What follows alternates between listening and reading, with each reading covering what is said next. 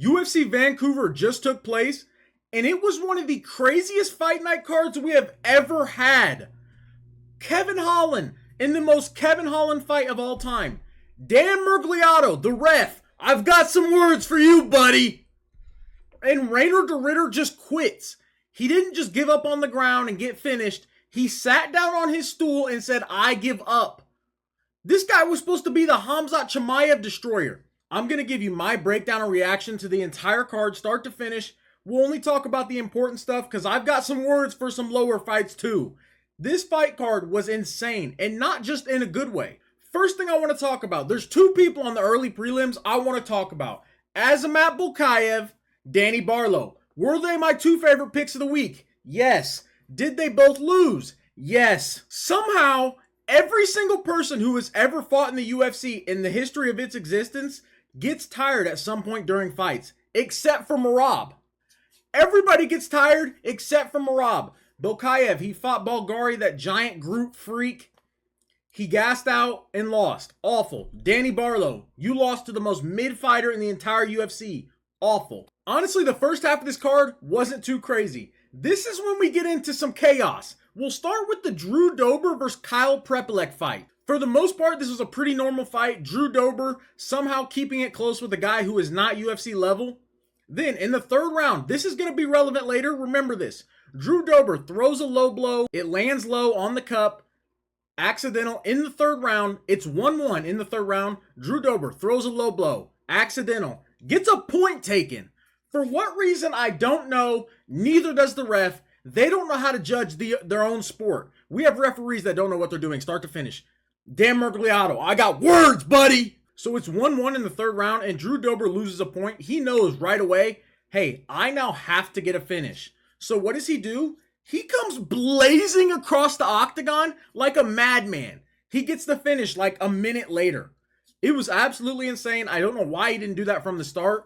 Drew Dober knew he had to get a finish to win the fight, or it was going to be a draw. He blitzed across the octagon and smoked Kyle Preple. Insane. Next fight, Kyle Nelson versus Matt Frevola. Dan, listen, Big Dan. Listen, man. Let me set the stage. It's the first round of the fight. Kyle Nelson on top of Matt Frevola, raining down blows. Blow, blow, over and over. Matt Frevola, I'm knocked out. I'm knocked out. I'm asleep. Dan, please stop the fight. Dan Miragliotta steps in. Hey. Now, note, this was the last like 10 seconds of the fight. He's raining down blows on Matt Frevola. Matt Frevola's in and out of the shadow realm. His head is bouncing off the canvas. And Dan Miragliotta steps in with 3 or 4 seconds left.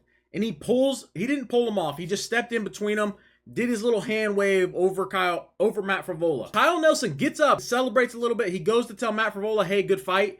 Dan Miragliotta says, hey, I didn't stop it. You didn't stop it?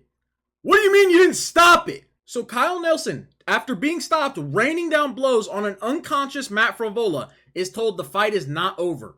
Dan Miragliotta, I didn't stop it. Although he stopped it with 3 or 4 seconds left in the round.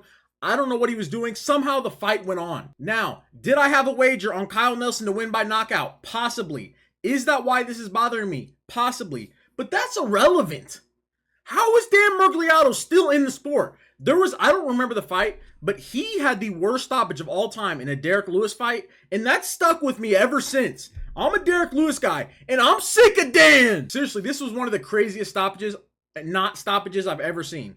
Thankfully, Kyle Nelson ended up winning the fight, but he was robbed of a first-round finish. That was insane. Charles Jourdain versus Davy Grant. Charles Jourdain looked really good. I picked against him because I'm not picking against Davy Grant. He lands a nasty flying knee, and then he locks up what he says is the best guillotine in the entire sport. He could be right. Manon Fiorat versus Jasmine Judicious. One of my 3 favorite picks of the week. The only one that won. She sparked her out immediately in the first round. Hey, Danny Barlow. Hey, Azamat. How about you just watch Manon Fiorat? I'm going to have to get my leg back next week at UFC 321. That's a later issue. Aiemann Zahabi versus Marlon Vera. Awful. Terrible fight. I knew it was going to be a terrible fight. Zahabi won. I think it was a split decision. Who cares? Marlon Vera sucks. It was no fun to watch, really. It was kind of exciting. I'm hating a little bit. Let's move on to the last 2 fights of the night. This is where straight chaos ensued. Kevin Holland versus Mike Malott. Remember how I mentioned earlier, Drew Dober threw a low blow in the third round of his fight earlier in the night. He ended up getting a point taken. Kevin Holland gets hit with the nasty, no, I'm not going to say the nastiest low blow. He gets kneed down low. It didn't look like it landed super clean, but he was hurting bad. We all watched it. He's holding his junk for 5 straight minutes. You get 5 minutes to recover. No point is taken here, by the way. So the UFC just doesn't know how to like consistently score its product here. How Drew Dober loses a point, but Mike Malott does not, is beyond me. Kevin Holland takes the full 5 minutes. He can't even stand up straight. I forget who the ref in there was, but they're like, hey, can you go? Was it Dan? Was Dan in there for that fight? Yo, something's going on with Dan Miragliotta. I don't know if it was him for sure, but it probably was. Kevin Holland's basically saying I can't go, but he's not saying anything. They start up the first round. That low blow happened with like a minute left in the first round. He takes the full 5 minutes to recover, and he's still not good. They then start up the round again. There's a minute left. Kevin Holland is still like bent over holding himself. Like, I can't fight. So they kind of dance around for a minute. He's like turning his back, walking away, holding down low. The ref's like, hey, you got to fight back or I'm just going to stop the fight. In my opinion, Kevin Holland probably should have just said, hey, I can't go. And it would have been a no contest and we would have moved on. He didn't do that. And then in between rounds, Kevin Holland, he's dying the entire time. Still holding his balls. Just dying. They're bringing the doctor in to talk to Kevin Holland like, hey, are you good, bro? Can you good? He's not saying anything. Kevin Holland doesn't say a word. The round in between time ends, and the doctor's there like, can you fight? Can you fight? Kevin's just staring off into space, walking around, hurting, not saying a word. This is a true savvy vet at its finest. If I don't say any words, they can't just end the fight on me. Long story short, he does that for like another 2 minutes, and then they eventually just start up the fight again, and Kevin Holland is just not the same. It's the most Kevin Holland fight I've ever seen. He ends up losing by decision. It was disgusting.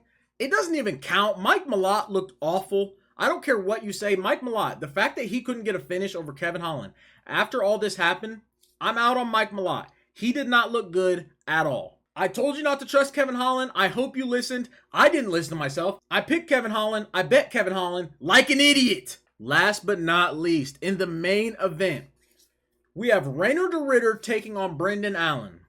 Let me tell you something about Reinier De Ridder, okay? This guy was being hyped up as the one who's going to take on Khamzat Chimaev. Who's going to save us from Khamzat Chimaev? Who can out-wrestle him? Who can threaten him from bottom? Reinier De Ridder. This guy, Reinier De Ridder, this was one of the worst fights I've watched in a long time. Here's the thing. Round 1, he ends up shooting a takedown. He lands a throw, lands on top of Brendan Allen. The round pretty much ends there. He takes his back a couple times, whatnot. It was a good round for Reinier De Ridder, round 1. As soon as that round ended, something seemed off with Reinier De Ridder. He got up super slow, and he just seemed sluggish, start to finish. Round 2 comes around. He ends up shooting again, gets a takedown on Brendan Allen. Brendan Allen turns through the body lock and ends up on top. This was the beginning of the end. Brendan Allen spends the rest of the round beating up Reinier De Ridder. At the end of round 2, Reinier De Ridder could barely get up to his seat. He's like laying on the ground. He's gassed. He's gassed. Remember, everybody gets tired except Merab. Reinier De Ridder's gassed. Round 3 starts. Brendan Allen shoots in immediately. I believe this was the last round of the fight. It could have gone one more. I'm pretty sure this was the last round. He ends up on top of Reinier De Ridder again. Same thing. Throwing blows. Reinier De Ridder's like trying to fight off bottom. He kind of looks like one of those guys who pulls guard and wants to just throw up jiu-jitsu stuff. That's all he was doing. At the end of this round, I'm pretty sure it was the end of round 3. It was either the end of round 3 or the end of round 4. Reinier De Ridder just lays flat on his back. The round's over. Everybody's getting up. Jason Herzog's in there like, hey, no, you can't pick him up. His corner wanted to go over there and like help him up. They couldn't. Jason's like, no, if he can't get up, it's over. He ends up sluggishly standing up, and then he sits down on the stool. He's sitting there, and I don't know what exactly happened. Jason came over again and said, if he can't get up, he can't go. Nothing happened to him here. He was just gassed. And they threw in the white towel. Reinier De Ridder's corner gave up. He gave up. Sitting on the stool. I'm not getting back up. I'm not going back in there. Against Brendan Allen. And shout out to Brendan Allen. I picked against him. I'm going to be honest, there was a little part of me that thought he could do it, but I couldn't pick him. I couldn't trust him. He ended up looking good, I guess, even though Reinier De Ridder had some dominant positions. But Reinier De Ridder quit. People like to say Bo Nickel quit against Reinier De Ridder. No. He got kneed in the body. He got kneed in the body and folded. Reinier De Ridder was sitting on his stool, fully conscious, and gave up. That doesn't happen. I don't know what I just watched. UFC Vancouver was absolutely insane, start to finish. Comment down below what your thoughts on the card. Am I the only one who thought this was straight chaos? And if Dan Miragliotta is not fired from the UFC, I'm storming the UFC PI. Like, comment, subscribe if you enjoyed the video. UFC 321 content is coming soon. We are going to dominate. Trust me.